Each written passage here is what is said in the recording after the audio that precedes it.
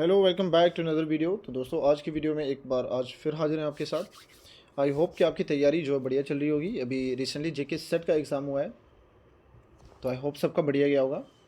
और कुछ बहुत सारे बच्चों के डाउट थे कि सर कोई बच्चे कह रहे हैं कि मेरिट कम जाएगा, ज़्यादा जाएगा। ठीक है, तो इस तरह का मेरिट जो है वो भी प्रिडिक्ट जो है बस प्रिडिक्शन की जा रही है। ठीक है, अभी फाइनल क्या रहने वाला है वो डिपेंड करेगा बोर्ड के ऊपर। ठीक है, अभी बच्चे बहुत सारे बच्चे जो हैं जिनका ये कहना है कि सर मेरे 180 आ रहे हैं, 190 आ रहे हैं, और कुछ बच्चे ऐसे हैं जो कह रहे हैं 120 और 130 भी बहुत बड़ी बात है। ठीक है, तो देखना पड़ेगा एक्चुअली में कुल मिला के लास्ट में क्या रिजल्ट आता है वो देखना पड़ेगा। ठीक है, बट होप है कि कम रिजल्ट जाने वाला है, मतलब मेरिट जो है वो कम जाएगा इस बार। ठीक है, तो आई होप आप सबकी तैयारी जो है जेके सेट से अब हट के आप जेके पीएससी की तरफ आ गई होगी, और यहाँ केमिस्ट्री वाले लोगों का स्वागत किया जाता है। ठीक है, जो भी मेरे भाई जो हैं केमिस्ट्री की तैयारी कर रहे हैं, आप लोग मेरी भाई बहनें जो भी केमिस्ट्री की तैयारी कर रहे हैं, जेके पीएससी लेक्चर की तैयारी कर रहे हैं, वो भी स्वागत है आप सबका। और आज एक नई वीडियो के साथ हाजिर हैं। कुछ क्वेश्चंस जो हैं बहुत इंपॉर्टेंट क्वेश्चन जो प्रीवियस से जेके पीएससी में आए हुए हैं, और जो बहुत इंपॉर्टेंट है, कुछ कॉन्सेप्ट बेस्ड क्वेश्चन है, वो सारे आज हम क्वेश्चन लगाएंगे। ठीक है, तो आई होप आप सारी वीडियो देखेंगे, पूरी एंड तक देखेंगे। बहुत सारे क्वेश्चन जो हैं बीच में गाइस, बहुत सारे क्वेश्चन जो हैं बहुत इंपॉर्टेंट हैं। ठीक है,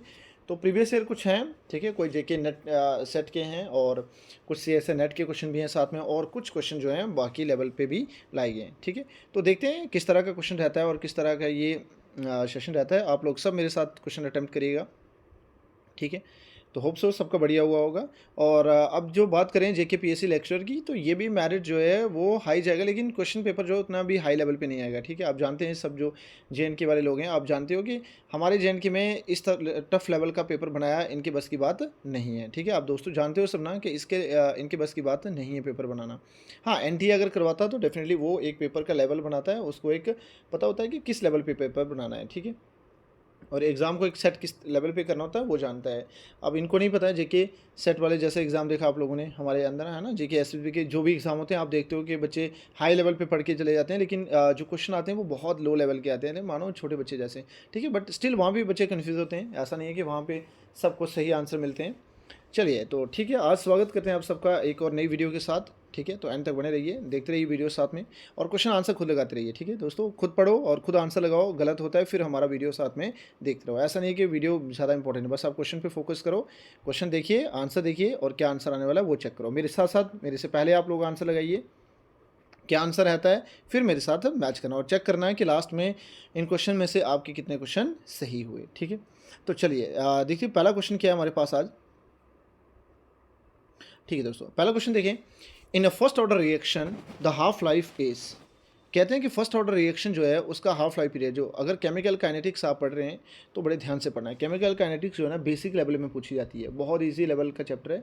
इसमें जीरो ऑर्डर, फर्स्ट ऑर्डर ये सब पढ़ लेना अच्छे से। ठीक है, जीरो ऑर्डर हो गया, फर्स्ट ऑर्डर, ये दोनों बहुत इंपॉर्टेंट है। अब वो पूछा कि फर्स्ट ऑर्डर रिएक्शन में जो हाफ लाइफ पीरियड है वो डिपेंड किस पे करता है। ठीक है, हाफ लाइफ इज क्या होता है वो, क्या इंडिपेंडेंट ऑफ कॉन्सेंट्रेशन, क्या कॉन्सेंट्रेशन पे डिपेंड नहीं करता है। ठीक है, क्या डायरेक्टली प्रोपोर्शनल होता है कॉन्सेंट्रेशन के, इन्वर्सली प्रोपोर्शनल होता है कॉन्सेंट्रेशन के, या proportional to the square of concentration, किसके बराबर होगा। ठीक है, आप लोग आंसर लगाइए।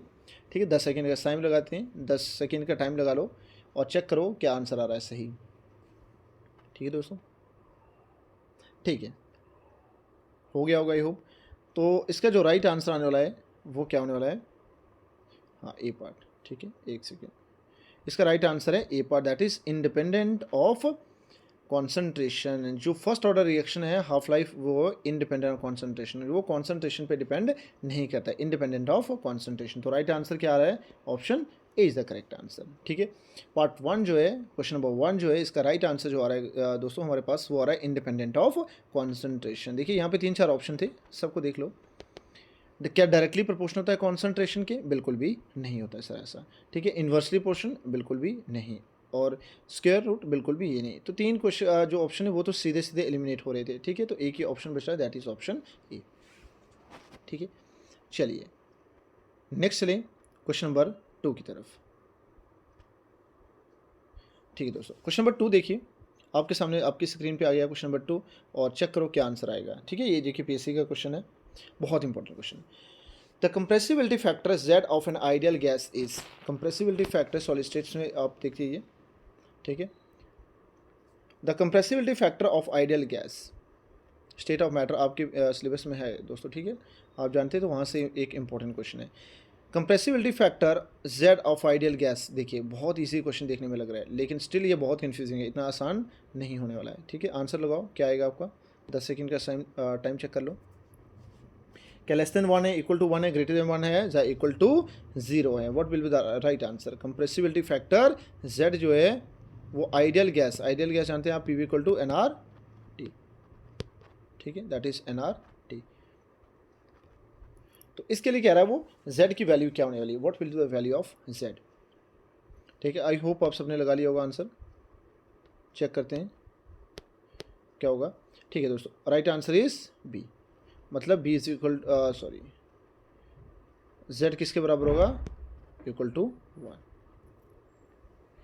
For an ideal gas the compressibility factor की वैल्यू जो है, Z की वैल्यू जो वो किसके बराबर आ रही है, 1 के बराबर आ रही है, ठीक है। Right answer is 1। चलिए दोस्तों, चलें नेक्स्ट क्वेश्चन की तरफ। इसका आंसर सही जो था वो 1 था, ठीक है। चलिए क्वेश्चन नंबर 3 देखें, ये क्वेश्चन भी इंपॉर्टेंट है और चेक करें इसे भी। देखिए दोस्तों, क्वेश्चन नंबर 3 जो है इंपॉर्टेंट है और पढ़िए। Which law explain the lowering of vapour pressure, ये बहुत आसान क्वेश्चन है ना। Law explain the lowering of vapour pressure, vapour pressure in solution कौन एक्सप्लेन करता है? आप लोग चेक करो, बताइए आंसर क्या आने वाला है आपका, ठीक है दोस्तों। चेक करो, क्या हेनरी लॉ बताता है लोअरिंग ऑफ वेपर प्रेशर के बारे में, राउल्स लॉ बताता है, बॉयल्स लॉ बताता है, या डाल्टन बताता है, ठीक है। ये आपके जेके पीसी में एक कुछ क्वेश्चन ऐसे होते हैं दोस्तों जो बहुत आसान होते हैं और कुछ क्वेश्चन टफ होते हैं, ठीक है। तो ऐसा नहीं कि हर पेपर में हर क्वेश्चन टफ होता है, हर क्वेश्चन टफ भी नहीं होता, कुछ लो लेवल पे भी पूछा जाता है। इसके स्पेलिंग जो ROULTS राउल्स है, ठीक है, ए नहीं है बीच में, बाई मिस्टेक है। चलिए चेक करो क्या आंसर आया। देखो यहाँ पे ना कुछ क्वेश्चन इसके ऑप्शन जो एलिमिनेट किए जा सकते हैं। डाल्टन तो बिल्कुल भी एक्सप्लेन नहीं करता है सर, फिर बॉयल्स भी बिल्कुल नहीं करता है सर, फिर रहे हेनरी और राउल्स, तो हेनरी भी नहीं करता। ये सॉल्युबिलिटी ऑफ प्रोडक्ट के बारे में बात करते हैं ना, solubility of liquid in gas, ठीक है, solubility of gas in liquid, ये कहता है solubility of gas in liquid के बारे में बात करता है। तो एक ही बचा, दैट इज राउल्स लॉ, यानी ऑप्शन कौन सा रहा है हमारे पास, option B is the right answer, ठीक है। जो लोअरिंग इन वेपर प्रेशर के बारे में बात करता है वो कौन है, राउल्स लॉ, ठीक है। Right answer is B. चलें आगे, चलिए दोस्तों नेक्स्ट चलें। क्वेश्चन नंबर 3 हुआ, क्वेश्चन नंबर 4 की तरफ चलो। हाँ, क्वेश्चन नंबर 4 बढ़िया दिख रहा है आपकी स्क्रीन पे, आओ चेक करो। The unit of rate constant for a second order reaction, देखिए यूनिट पूछे गए हैं rate constant for second order reaction, ठीक है। सेकंड ऑर्डर रिएक्शन के यूनिट पूछे गए हैं, बताओ जरा क्या होगा आंसर, ठीक है। 10 सेकंड का टाइम ले लो और चेक करो क्या आंसर है, ठीक है। आगे चलिए चेक करें। फोर्थ का जो हमारे पास सही आंसर है वो क्या होने वाला है, सी पार्ट, ठीक है। देखिए इसका सही उत्तर क्या है, C part, that is litre mole inverse second inverse. देखिए इसे सॉल्व करने का एक सबसे बढ़िया तरीका और सबसे आसान तरीका, आपको किसी का भी जो रेट यूनिट है वो याद नहीं करने की जरूरत है, कोई ज़रूरत नहीं है आपको, ना फर्स्ट ऑर्डर, ना सेकंड, ना थर्ड की। एक ट्रिक रहती है, देखो 11th-12th में पढ़ाई जाती है बच्चों को, अगर आप लोगों ने कभी पढ़ा होगा तो आपको याद होगा। आपने एक ट्रिक याद रखनी है, और ये मेरा मानना है कि सबसे आसान यही ट्रिक है दोस्तों, ठीक है। इससे आसान कोई भी नहीं हो सकता किसी ने यूट्यूब पे पढ़ाई हो, नहीं पढ़ाई हो, आप मेरी वीडियो देख लेना, और फिर कभी भी आपको ये क्वेश्चन आ जाए तो मैं गारंटी देता हूँ कोई भी बच्चा ऐसा नहीं होगा जिसका ये रिएक्शन जो है या जिसका ये यूनिट जो है गलत हो सकते हैं। देखिए आपने याद रखना है, मोल 1 - n, लीटर n-1 और सेकेंड -1, ठीक है, बस इतना याद रखो। सेकेंड जो है वो क्या रहे, -1 इनवर्स, ठीक है। अब देखो ये बस फॉर्मूला याद रखो, मोल 1 - n, लीटर n-1 और सेकेंड -1। अब उसने पूछा है कि सेकेंड ऑर्डर के लिए निकालो, किसके लिए निकालो, सेकेंड ऑर्डर के लिए, तो मतलब n की वैल्यू कितनी रहने वाली है, 2। बस अब इसमें वैल्यू n की फिट करो और देखो आंसर कितना आएगा। देखो एक बार ध्यान से देखना, ठीक है, देखना क्या आएगा, मोल देखो 1 - n था ना, तो 1 - 2 आएगा, लीटर n-1 तो मतलब 2 - 1 आएगा, और सेकेंड -1, ठीक है।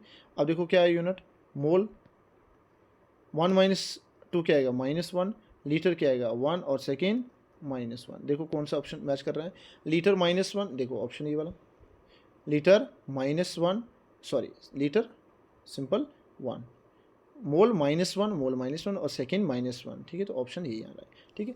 तो देखिए बस आप लोगों ने एक ही चीज़ याद रखनी है और एक ही फार्मूला याद रखना है बस, और आपने कुछ भी याद नहीं करना है, सिर्फ ये मोल 1 - n लीटर n-1 और सेकेंड -1। दोस्तों बस ये याद रख लो और मैं गारंटी देता हूँ फिर आपको वो सेकेंड, फर्स्ट, थर्ड, फोर्थ जो मर्जी पूछ ले, आप लोग विदिन सेकेंड आंसर दे पाएंगे। देखिए अगर मानो आपको यहाँ पे पूछा होता था, उसने आपसे पूछा गया होता, चेक करो, अगर वो पूछ रहा था आपसे कि बताओ फर्स्ट ऑर्डर का क्या यूनिट होंगे, तो फर्स्ट ऑर्डर पूछ रहा है मतलब एन की वैल्यू 1 होने वाली है, बस लगा दो फॉर्मूला, क्या आएगा, मोल 1 - n litre, sorry 1 - 1 litre n-1, तो n क्या है 1 -1 और सेकेंड -1, तो क्या आएगा 1 - 1 क्या है 0, मोल की power n3 raise to power 0 is 1, इसकी पावर भी 1 और सेकेंड इनवर्स, तो यूनिट क्या आ गई, दैट इज़ अगर बात करें तो यूनिट क्या आएंगे सेकेंड इनवर्स, मतलब ये वाला ऑप्शन।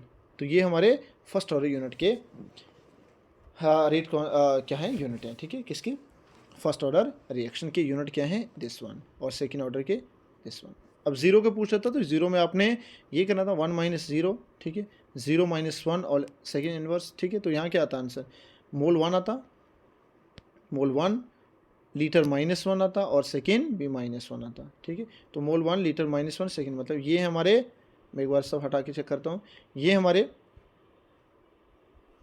फर्स्ट ऑर्डर के, ठीक है, ये है हमारे सॉरी ज़ीरो ऑर्डर के, ठीक है, और ये हमारे फर्स्ट सेकेंड ऑर्डर के, और ये होंगे शायद थर्ड के, ठीक है, ये थर्ड के, हाँ बिल्कुल ये थर्ड के, ठीक है। तो आपने याद कुछ नहीं करना, बस एक बार फॉर्मूला याद कर लो, सब कहानी खत्म होगी, ठीक है। चलिए बढ़िया, चलें नेक्स्ट क्वेश्चन। हाँ, नेक्स्ट क्वेश्चन है the oxidation state of manganese in KMnO4 is, बहुत आसान, वेरी वेरी इजी, ठीक है, सब लोग बहुत आसानी से दे पाएंगे आंसर इसका, कि क्या ऑक्सीडेशन स्टेट आ रही है मैंगनीज की इन केस ऑफ KMnO4, ये मैंगनीज इन KMnO4। देखो 11th क्लास में आपने ये सब पढ़ा हुआ है, ठीक है, और जिसने नहीं पढ़ा है वो दोबारा सुन लो। देखो ऑक्सीडेशन स्टेट अगर आपको निकालनी है KMnO4 की निकालनी है ना, ये पूछा आपसे, और जिसकी निकालनी है उसे x सपोज कर लो। अब पोटाशियम के ऊपर कितना चार्ज, +1, और ऑक्सीजन के ऊपर -2 और मल्टीप्लाई कितने से करोगे 4 = 0।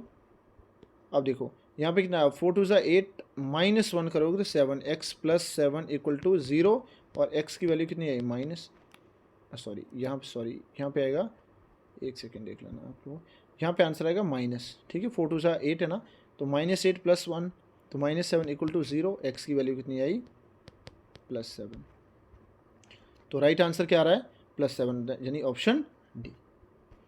देखो ऑप्शन डी सही उत्तर आ रहा है +7, ठीक है। इसी तरह वो K2Cr2 7 भी पूछ सकता है आपसे, ठीक है, ये भी पूछ सकता है, और क्रोमियम की यहाँ से पूछी जा सकती है, ठीक है, तो ध्यान रखना इस चीज़ का भी, ठीक है। ये देखने में आसान है, लेकिन ये जब मैच द फॉलोइंग पूछता है, match the following with column A and column 2, ठीक है, आप लोग देखें ना पेपर ऐसा आता है, कॉलम A मतलब A यहाँ, B यहाँ, ठीक है, 1 यहाँ, फिर यहाँ पे B आएगा, फिर यहाँ पे ऑप्शन 2 आएगा, फिर इस तरह के ना ये पूछता है क्वेश्चन, तो उसमें ऐसे क्वेश्चन बहुत कॉमन पूछे जाते हैं मुझे, ठीक है, आप लोग ध्यान देना, इस तरह के क्वेश्चन बहुत कॉमन पूछे जाते हैं। चलिए ये था क्वेश्चन नंबर 5, क्वेश्चन नंबर 6 की तरफ चलें अभी हम लोग। चलिए क्वेश्चन नंबर 6 में ध्यान दो क्या है,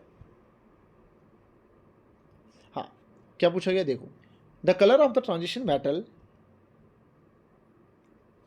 the colour of the transition metal complexes is mainly due to, कहते हैं कि कलर जो है ट्रांजिशन मेटल का in complexes is mainly due to, क्यों आता है कलर, ठीक है, ट्रांजिशन मेटल में जब उसके कॉम्प्लेक्स बनते हैं, आपने देखे हैं बहुत सारे कॉम्प्लेक्स, जैसे FeCN6 CuCl4, इस तरह के बहुत सारे कॉम्प्लेक्स देखे हैं, है ना, तो वो कह रहा है CuSO4, इस तरह के कितने सारे आपने कॉम्प्लेक्स देखे हैं, वो बोल रहा है कि क्यों कॉम्प्लेक्सेस के अंदर कलर आता है, what's the reason behind this, क्या रीज़न होता है इसके पीछे का, ठीक है। तो आप लोग आंसर लगाओ, क्या आंसर आने वाला है, ठीक है, राइट आंसर क्या आ रहा है हमारे पास, डी ट्रांजिशन, ठीक है, डी इलेक्ट्रॉनिक ट्रांजिशन, हम जानते हैं कि डी ऑर्बिटल जो है हमारा स्प्लिट होता है 2 ऑर्बिटल, ठीक है, ऐसे T2G एंड EG। अब इन दोनों के बीच में जो स्प्लिटिंग होती है इसको डी स्प्लिटिंग कहते हैं, और इसी की वजह से हमारे क्या होता है, इसी डी ट्रांजिशन की वजह से हमारे कॉम्प्लेक्सेस जो हैं वो कलर कंपाउंड शो करते हैं, यानी ऑप्शन कौन सा रहा है, option B is the right answer, ठीक है, this one, option B is the right answer, ठीक है दोस्तों। चलिए नेक्स्ट क्वेश्चन चलें। चलिए क्वेश्चन नंबर 7 चलो।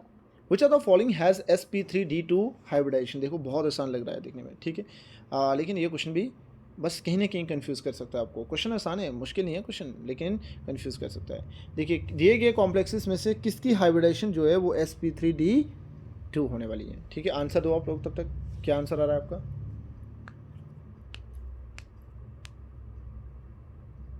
हाँ राइट आंसर क्या आ रहा है? सही उत्तर जो आ रहा है इसका दोस्तों वो आ रहा है ए, ठीक है, ए।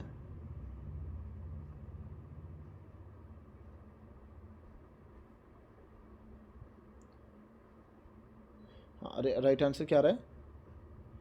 आ रहा है ए, ठीक है। चलिए समझते हैं क्यों। देखो SF6 मॉलिक्यूल है ना, ऑक्टाहेड्रल कॉम्प्लेक्स है।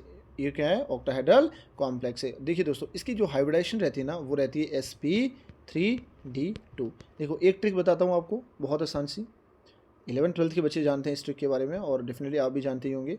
देखो आपने ना बस नंबर नोट करना है। ऐसे आपको ना मैच द फॉलोइंग में क्वेश्चन आते हैं जब, तो वहाँ पे आपने बस नंबर नोट करना है। देखो इसका नंबर था 6 था ना, आपने सिर्फ 6 ऑर्बिटल बनाने हैं। एस का हमेशा एक ही आएगा, पी के कितने आएंगे? 3, मैक्सिमम कितने होते हैं? 3, 3 और एक कितने हुए? 4, कितने कम है? 2 कम है, तो हाइब्रिडेशन बन गई sp3d2 बस। तो सही आंसर क्या था?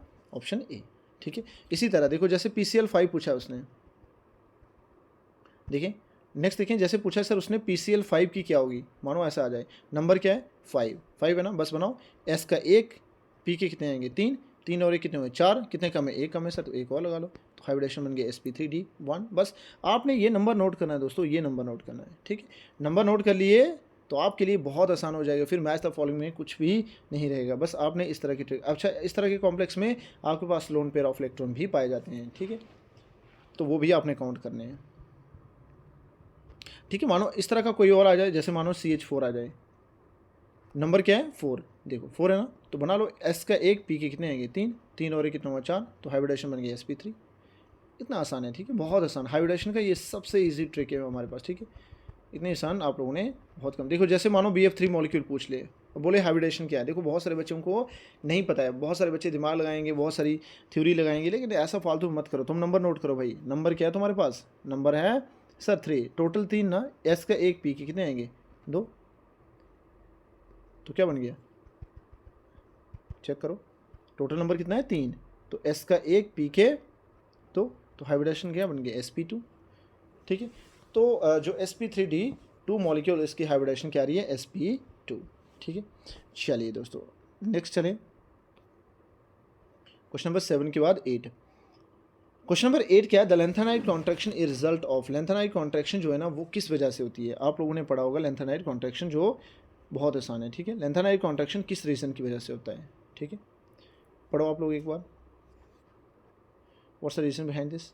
क्या poor shielding of 4f electron होता है, रिलेटिव विस्टिक इफेक्ट होता है, या स्ट्रॉन्ग मेटालिक बॉन्डिंग होती है, हाई न्यूक्लियर चार्ज होता है? किस वजह से हमारी लेंथेनाइड कॉन्ट्रैक्शन पाई जाती है? क्या राइट आंसर होगा भाई? ठीक है, तो राइट आंसर जो है हमारे पास वो ए, क्या रहा है वो? A, option A is the right answer. Check कर लो, due to poor shielding of A, poor shielding of 4f electron, poor shielding of 4f electron की वजह से हमारे लेंथेनाइड की जो आयनिक साइज होता है उनमें एक रेगुलर डिक्रीज आता है, ठीक है, उसी को हम लेंथेनाइड कॉन्ट्रैक्शन भी कहते हैं, ठीक है।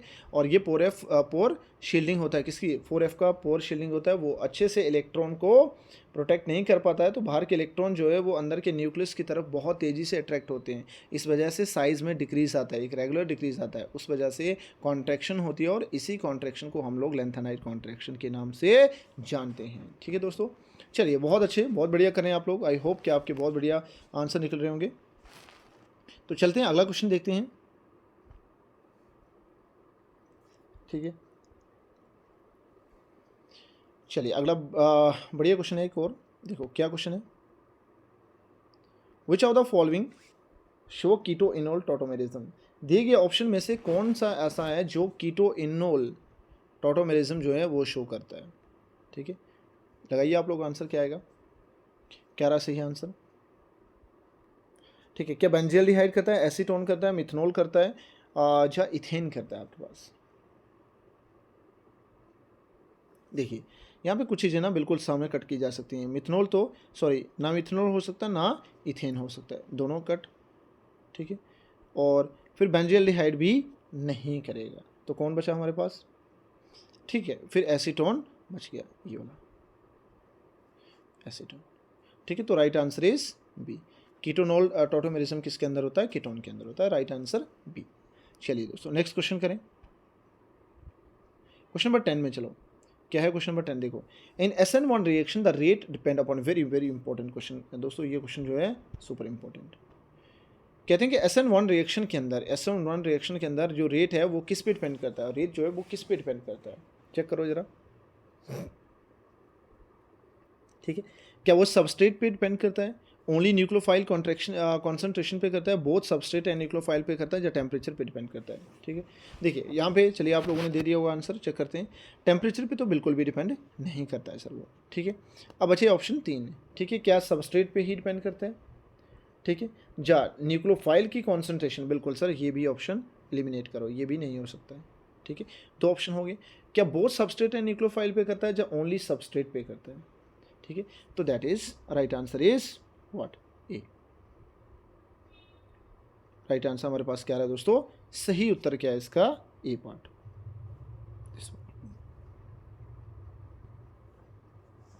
कि जो SN1 रिएक्शन होती है उसका रेट जो है वो डिपेंड करता है सिर्फ सबस्ट्रेट की कॉन्सेंट्रेशन पे ही डिपेंड करता है। चलिए मेरे दोस्तों बहुत बढ़िया कर रहे हैं आप लोग, आई होप बहुत बढ़िया जा रहा होगा सबका। चलिए नेक्स्ट क्वेश्चन करें 11 नंबर। चलिए देखिए क्वेश्चन नंबर 11 क्या है, चेक करो। Which are the following most reactive toward electrophilic substitution, दिए गए ऑप्शन में से किसके साथ जो है most reactive toward electrophilic substitution, electrophilic substitution की तरफ ये इनमें से कौन सा जो है हाईली रिएक्टिव है, मोस्ट रिएक्टिव, चेक करो, ठीक है। ये क्वेश्चन भी इंपॉर्टेंट है, JKPSC लेक्चर के एग्जाम के लिए ये क्वेश्चन बहुत इंपॉर्टेंट है दोस्तों। नाइट्रोबेंजीन, बेंजीन, जाटोलिन और फिर क्लोरोबेंजीन। देखिए नाइट्रोबेंजीन हमारा, ठीक है, NO2 नाइट्रोबेंजीन है क्या, फिर जहाँ बेंजीन पूछ रहा है वो, और फिर है टॉलिन बेंजीन के ऊपर C3, ठीक है। और फिर क्लोरोबेंजीन CA लगा दो, क्या आएगा सही answer, what will the right answer, check करो आप लोग क्या आंसर आया सही, ठीक है। देखिए इसका सही आंसर जो है वो है टॉलिन, क्या रहा सही answer, toluene, that is option C. Benzene और ऊपर क्या होता है टॉलिन में, सर बेंजीन और ऊपर CH3, इसको कहते हैं टॉलिन। एक होता है एनिसोल, उसमें OCH3 लगा दो तो एनिसोल बन जाएगा, लेकिन ये टॉलिन पूछा है तो CH3, ठीक है। Toluene is the right answer. Which are the following is most reactive toward electrophilic substitution, electrophilic substitution की ओर इनमें से दिए गए ऑप्शन में से कौन जो है वो ज़्यादा रिएक्टिव होने वाला था, दैट इज टॉलिन। बढ़िया आंसर, बहुत अच्छी, बहुत बढ़िया, ठीक है दोस्तों। चलिए नेक्स्ट क्वेश्चन, क्वेश्चन नंबर 12 की तरफ चलें, और यहाँ पूछा गया है aldol condensation involve the formation of, aldol condensation आपने पढ़ी हुई है क्लास 11-12 में भी ये, और ये आपने देखा JKPSC में स्पेशल मेंशन किया गया है एल्डोल कंडेंसेशन के बारे में, ठीक है। नेम रिएक्शन है दोस्तों, और इसके बारे में स्पेशल जो है आपको मेंशन किया गया है, ठीक है। तो यहाँ से क्वेश्चन बहुत इंपॉर्टेंट बनता है। उसने बोला कि एल्डोल कंडेंसेशन में क्या मेजर प्रोडक्ट बनता है, इन्वॉल्व द फॉर्मेशन ऑफ, क्या प्रोडक्ट इसमें बन रहा है, इन्वॉल्व द फॉर्मेशन, किस चीज़ की फॉर्मेशन होती है इसमें, चेक करो जरा क्या आंसर आ रहा है। क्या अल्कोहल बनता है, बिल्कुल भी नहीं। क्या एल्डिहाइड बनता है, बीटा हाइड्रोक्सी एल्डिहाइड कीटोन बनता है, या कार्बोक्सिलिक एसिड बनता है, क्या आएगा सही आंसर। देखिए दोस्तों चलिए आंसर करें, मैं लगा दूं आंसर, बिल्कुल सही आंसर हमारे पास ऑप्शन सी। बेंजे सॉरी एल्डोल कंडेंसेशन में ना जो मेजर प्रोडक्ट बनता है वो हमारा प्रोडक्ट बनता है बीटा हाइड्रोक्सी एल्डिहाइड या कीटोन, ये प्रोडक्ट बनता है दोस्तों, ठीक है। तो option C is the right answer, ठीक है। एल्डोल कंडेंसेशन आपको पता है ना भाई, एस्टिल्डिहाइड के दो मॉलिक्यूल रिएक्ट करते हैं आपस में ऐसे, CH3 C double bond OH plus एक और मॉलिक्यूल लेंगे इसका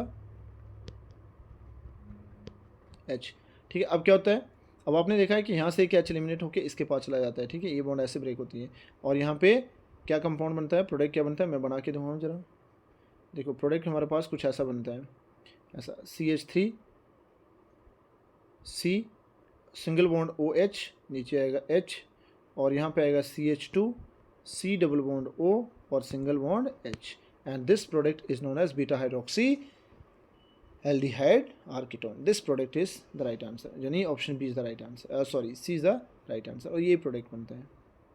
ठीक है दोस्तों, ठीक है. आई होप आपने की होगी, इसलिए मैंने यहाँ पे जल्दबाजी में करवाई, तो आपको थोड़ा रिवाइज करवाने के लिए. क्वेश्चन नंबर 13 की तरफ चलें.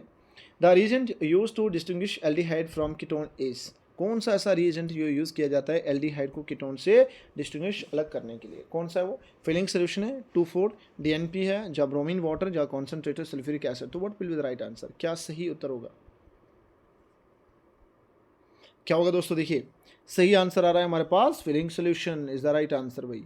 ठीक है, यही बिल्कुल सही उत्तर है, और ऑप्शन ए. ठीक है जी, बढ़िया भाई. The reagent used for aldehyde and ketone को डिस्टिंग्विश करने के लिए. देखिए, एल्डिहाइड और कीटोन, तो इनके लिए बढ़िया क्या है? Fehling solution. DNP नहीं, ब्रोमीन वाटर नहीं, और ना ही ये. ठीक है, तो ए क्या आंसर बचता है? वो ऑप्शन ए. ठीक है, नेक्स्ट चलें. क्वेश्चन नंबर कितना था ये? 13. चलिए 14 की तरफ चलिए. बहुत बढ़िया, आप लोग बढ़िया आंसर दे रहे होंगे, आई होप सबका बढ़िया जा रहा होगा. चलिए 14 में देखें. Which indicator used in the titration of strong acid versus strong base? Strong acid versus strong base के बीच में जब टाइट्रेशन की जा रही है, उस केस में कौन सा इंडिकेटर का यूज़ किया जाता है? बहुत इंपॉर्टेंट क्वेश्चन है दोस्तों. ठीक है, देखने में आसान लग रहा है, बट ये क्वेश्चन बहुत इंपॉर्टेंट है. ठीक है, क्या आएगा सही आंसर? ठीक है, सही आंसर इसमें आ रहा है बोथ, A एंड B दोनों सही आंसर हैं. ठीक है, तो यानी option C is the right answer. Phenolphthalein भी इंडिकेटर यूज़ किया जाता है, मिथाइल ऑरेंज भी किया जाता है. ठीक है, strong acid versus strong base titration में. चलिए नेक्स्ट चलें. The principle of column chromatography is based on. Principle of column chromatography is based on, किस पे बेस्ड है ये? लो आंसर दो आप लोग. क्या आंसर आ रहा है? What is the right answer? क्या आ रहा है आंसर भाई? चेक कर लो, दीजिए आंसर अपना अपना. और सही आंसर जो है हमारे पास आ रहा है अभी. ठीक है, बिल्कुल सही आंसर है, इलेक्ट्रोलिसिस द राइट आंसर. ठीक है, C is the right answer. बहुत अच्छी. Principle column chromatography is based on, chromatography किस पे बेस्ड है? दैट इज इलेक्ट्रोलिसिस पे. चलिए नेक्स्ट चलें. क्वेश्चन नंबर 15 देखो. The principle of column chromatography is based on, एक थिंग, ये क्वेश्चन दोनों सेम है क्या? ठीक है दोस्तों, ये दोनों मिसप्रिंट हो गए. चलिए क्वेश्चन नंबर 16 को देखिए, ये क्वेश्चन दोनों सेम हो गए थे. तो which are the following is the primary standard in titration. Titration के दौरान primary standard, which one are the following primary standard in titration? दिए गए में से कौन सा? NaOH, K2Cr2 7, HCl या H2SO4. बहुत आसान क्वेश्चन है दोस्तों, वेरी वेरी इजी क्वेश्चन. ठीक है, चेक करो जरा क्या आ रहा है. ठीक है, क्या आ रहा है आंसर? ठीक है, दैट इज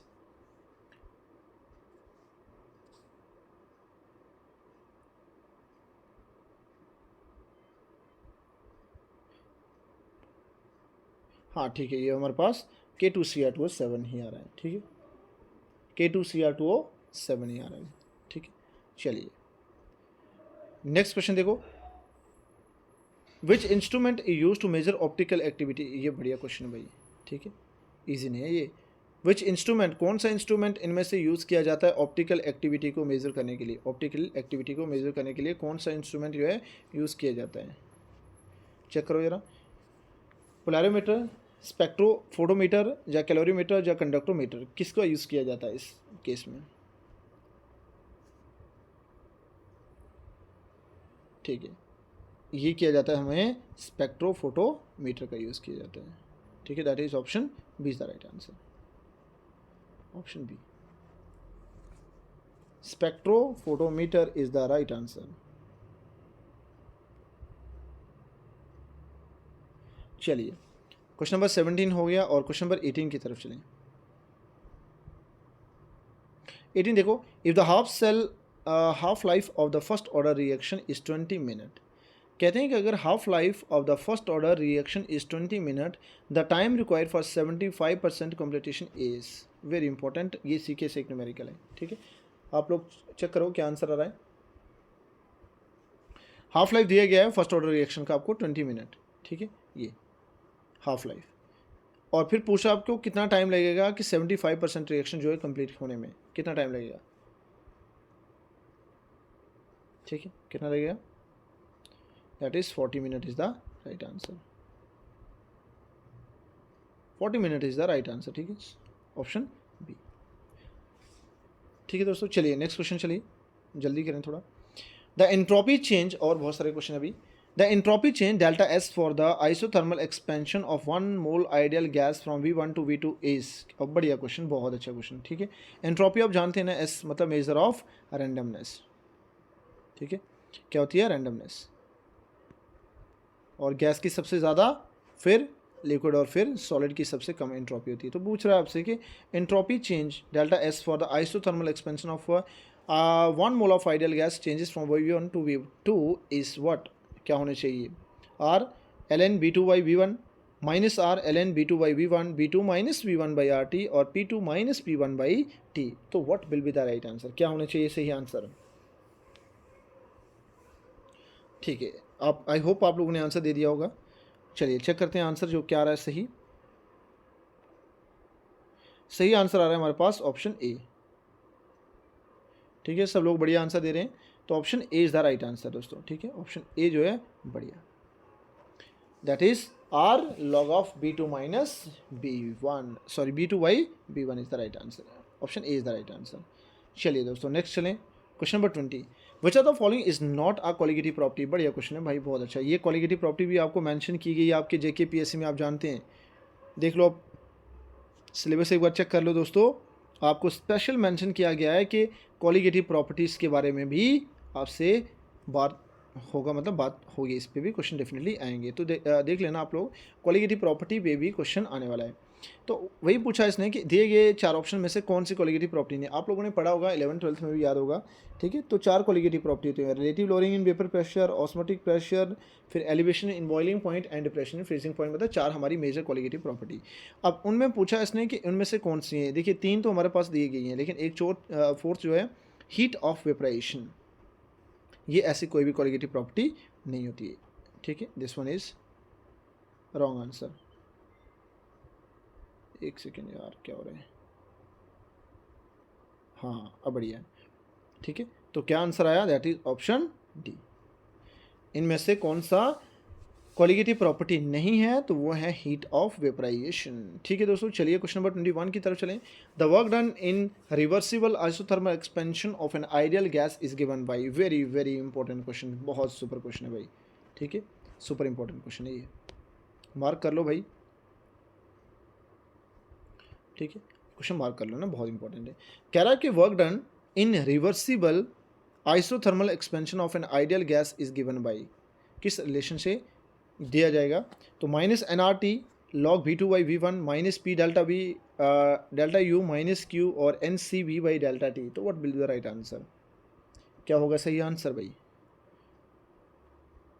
ठीक है दोस्तों, चेक करते हैं सही आंसर क्या आ रहा है। आई होप आपने दे दिया, और कुछ बच्चों का आंसर लगा रहे हैं जो, तो चेक कर लो अपना आंसर, ठीक है। सही आंसर आ रहा है part A, minus NRT log V2 by V1, ये क्वेश्चन बहुत इंपॉर्टेंट है, देखिए देख लेना। The work done in reversible isothermal expansion of N ideal gas is given by, कैसे दिया जाता है वो, minus NRT log V2 by V1, ठीक है दोस्तों, बहुत अच्छे। चलिए क्वेश्चन नंबर 22 की तरफ चलें, और आर्हीनियस इक्वेशन के बारे में इस बार भी क्वेश्चन आया था आपको JK सेट में भी, और यहाँ पे भी JK PSC में आने के चांसेस हैं। तो बहुत इजी क्वेश्चन पूछा उसने, Arrhenius equation show that the slope of log K versus 1/T plot is, ठीक है, स्लोप क्या आ रहा है, ध्यान से देखो, क्या आ रहा है, Arrhenius equation show that the slope of इसका log K versus 1/T plot is, क्या आ रहा है, EA minus EA by R, RT by EA log of A, क्या आने वाला है सही आंसर, ठीक है, सही आंसर है, आप लोगों ने दे दिया। चलिए सही आंसर आ रहा है option B is the right answer, option B is the right answer. देखिए दोस्तों, बी पार्ट जो है ना -EA/R वो हमें किसके बारे में बताता है? ठीक है, राइट आंसर हमारे पास क्या आ रहा है? बी। यही हो रहा है, एक सेकंड चेक करने दो। ठीक है, बिल्कुल सही आंसर है ये। ठीक है, दैट इज ऑप्शन बी। चलिए दोस्तों नेक्स्ट बात करें, क्वेश्चन नंबर 23 की तरफ चलें, और बहुत बढ़िया क्वेश्चन है। For a zero order reaction the half life is proportional to, बहुत अच्छा क्वेश्चन है भाई, मार्क कर लो इसे भी, मार्क कर लेना इसे। ठीक है, ये क्वेश्चन बहुत इंपॉर्टेंट है। कह रहा है कि जीरो ऑर्डर रिएक्शन दी गई है और उसमें हाफ लाइफ टाइम जो दिया गया है आपको, हाफ लाइफ पीरियड जो है इस प्रोपोर्शनल टू, किसके प्रोपोर्शनल होता है वो? किसके होता है? चेक करो। ठीक है, वो होता है प्रोपोर्शनल हमारे ए नॉट के। ठीक है, that is option B. Directly proportional किसके होता है? ए नॉट के, ए नॉट बाई। ठीक है,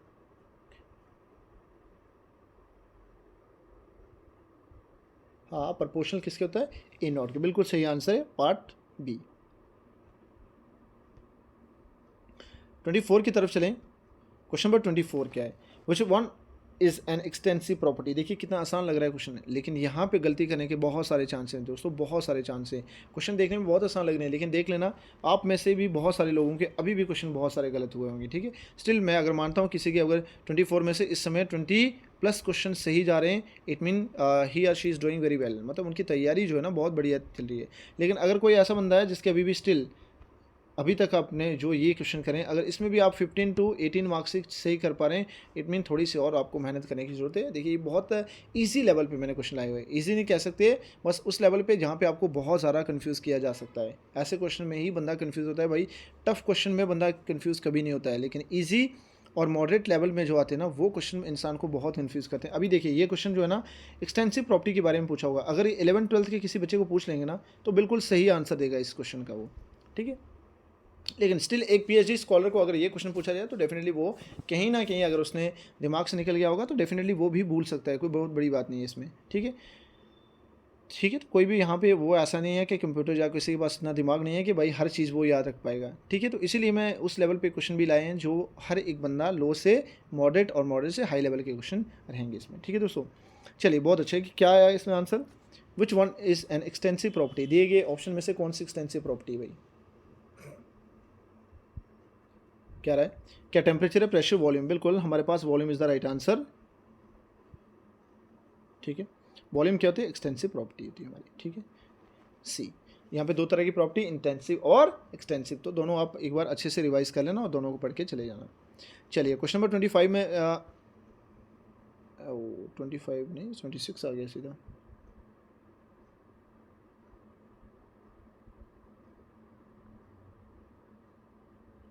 ठीक है दोस्तों, बाई मिस्टेक कहीं ये क्वेश्चन मिस हो गया। 24 के बाद 26 है ना? ठीक है, देखिए which technique use for the separation of volatile liquid. दिए गए ऑप्शन में से कौन सी ऐसी टेक्निक जो है अप्लाई की जाती है किसके लिए? Separation of volatile liquid. अब जानते हैं वोलाटाइल लिक्विड वो होते हैं जिनके वेपर्स बनाए जा सकते हैं, तो कौन सी टेक्निक इसमें से यूज़ की जाती है? क्रिस्टलाइजेशन किया जाता है, डिस्टिलेशन, क्रोमेटोग्राफी या फिल्ट्रेशन? ठीक है, distillation, that is option B is the right answer. बढ़िया, बहुत अच्छे, B is the right answer. चलें आगे। The major product in the bromination of phenol is. कहते हैं कि अगर ब्रोमिनेशन ऑफ फिनोल की करते हैं तो उसमें मेजर प्रोडक्ट क्या बनता है? देखिए बहुत अच्छा क्वेश्चन है, बहुत बढ़िया। ब्रोमिनेशन ऑफ फिनोल करिए, फिनोल की ब्रोमिनेशन करिए, ठीक है, तो मेजर प्रोडक्ट क्या बनता है? ठीक है,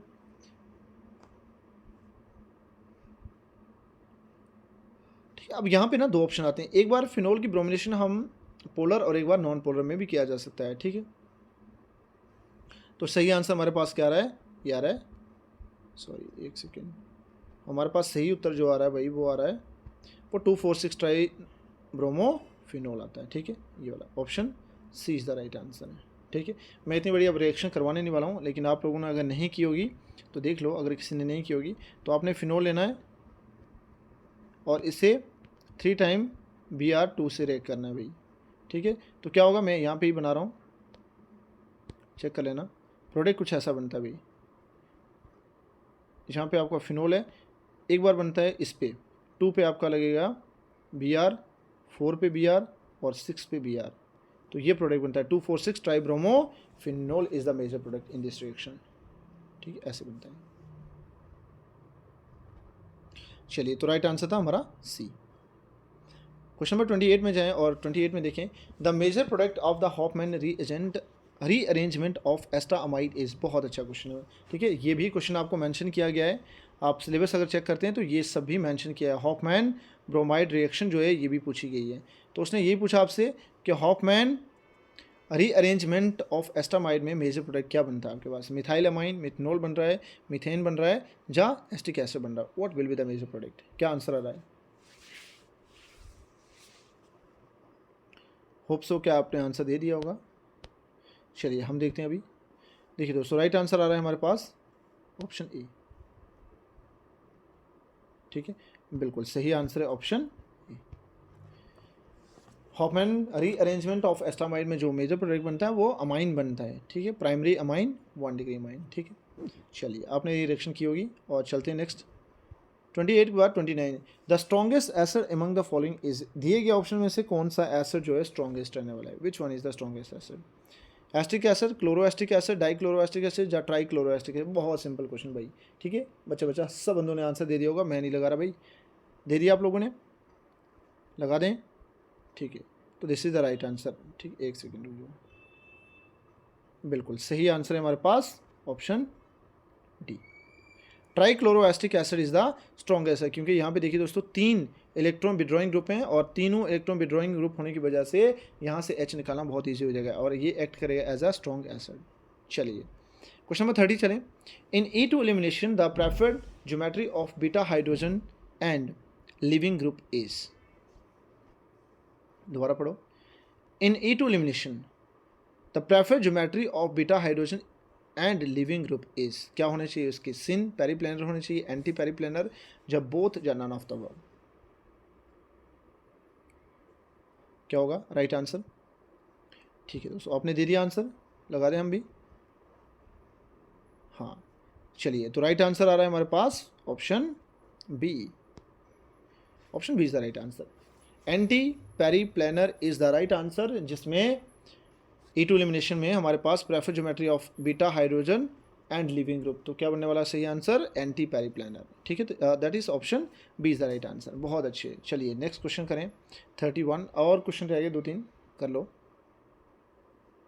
the hybridization of X in XeF4। अब ध्यान देना दोस्तों, ये टॉपिक जो ना भाई, इसको मोस्ट इंपॉर्टेंट काउंट कर लो भाई।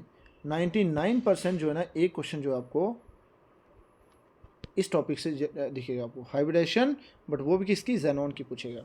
ज़ेनॉन की हाइब्रिडाइजेशन जो है ना, इस तरह की कॉम्प्लेक्स जो बनाता है ज़ेनॉन, उनमें 1, 2, 3, 4 तो बिल्कुल आपके लिए आना ही आना भाई। तो इसीलिए ज़ेनॉन को तो बिल्कुल भी आप भूल नहीं सकते हैं, और मेंशन किया गया है सिलेबस में स्पेशल कि ज़ेनॉन के बारे में आप लोगों ने पढ़ना ही पढ़ना है। तो इसीलिए ये क्वेश्चन जो है ना सुपर इंपॉर्टेंट बन जाता है, वेरी वेरी इंपॉर्टेंट भाई। ठीक है, मेंशन ज़ेनॉन को पूरा अच्छे से कर लेना और पूरा अच्छे से पढ़ भी लेना भाई। क्या यार ये हाइब्रिडेशन इसकी?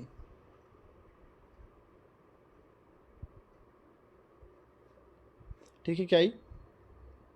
हाँ बिल्कुल, XeF4 की जो राइट आंसर आ रहा है वो आ रहा है sp3d2। बिल्कुल, एक हमारे पास ऐसा क्वेश्चन पीछे भी था, आपने देखा होगा, वहाँ भी शायद एक ही XeF4 था। एक ऑप्शन मैंने अभी याद आ रहा है मुझे, और जहाँ पे SF6 की हमने हाइब्रिडेशन लगाई थी।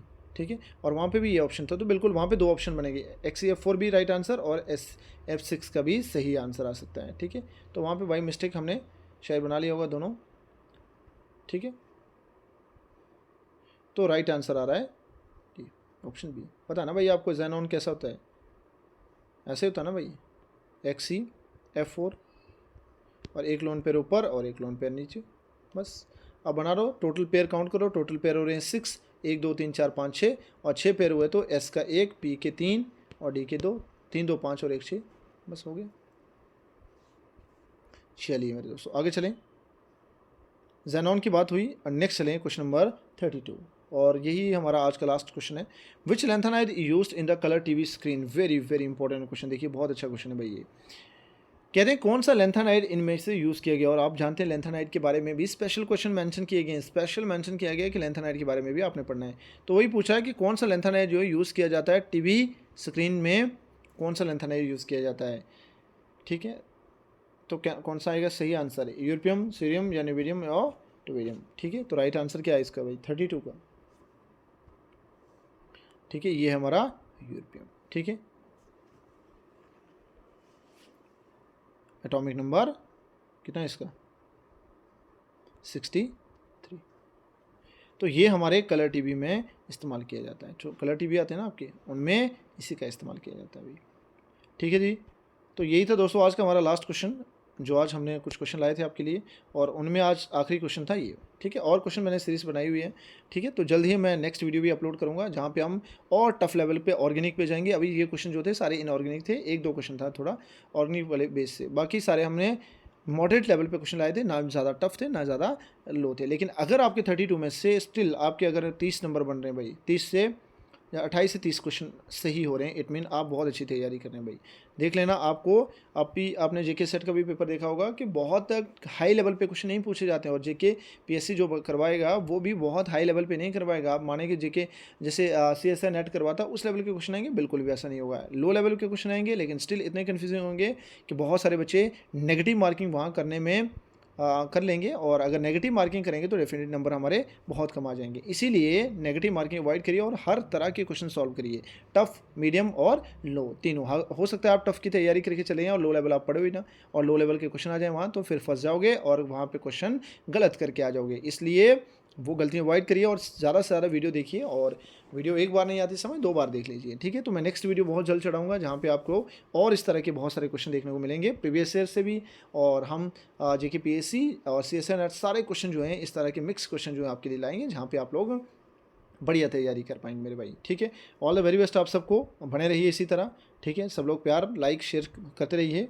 ठीक है, और कमेंट में मैसेज कर दीजिएगा अगर किसी को कोई डाउट है, किसी क्वेश्चन में डाउट है, या कोई नोट्स वगैरह चाहिए किसी मेरे भाई को, तो डेफिनेटली नोट्स भी हमारे पास हैं किसी भी प्रकार के। ठीक है, और आप लोग जो लोग मैं देख पा रहा हूँ कि एक पेड जेके मतलब इनके लिए जेके पीएससी के लिए आप लोग ना पेड कोर्सेज खरीद रहे हो, या बहुत सारे बच्चे ऐसे हैं जो टेस्ट सीरीज़ खरीदने वाले हैं, तो मैं चाहूँगा, सीधा बोलूँगा कि मत खरीदिए। फालतू में आप टाइम वेस्ट कर रहे हैं, अपना पैसा वेस्ट कर रहे हैं। ठीक है, एक्चुअली वो लोग कुछ नहीं करते हैं, फालतू में आपको बेवकूफ़ बनाते हैं और हम लोग भी बन जाते हैं। ठीक है, तो कोशिश मत करिए कि किसी से ऐसे फालतू में पैसे देके। ठीक है, अगर कोई फ्री में करवा रहा है तो कर लो, इससे नहीं करवा रहा है तो खुद से तैयारी करिए, सीएसआई नेट क्वेश्चन लगाइए, और वहाँ पर जो नेट लेवल की अगर तैयारी करवा रहा है जो बंदा, उसकी तैयारी करिए और वहाँ से क्वेश्चन अटैम्प्ट करिए। ऐसे किसी भी लोकल की मत लीजिए और कोई फ़ायदा नहीं है आपको। ठीक है दोस्तों, तो बने रहिए।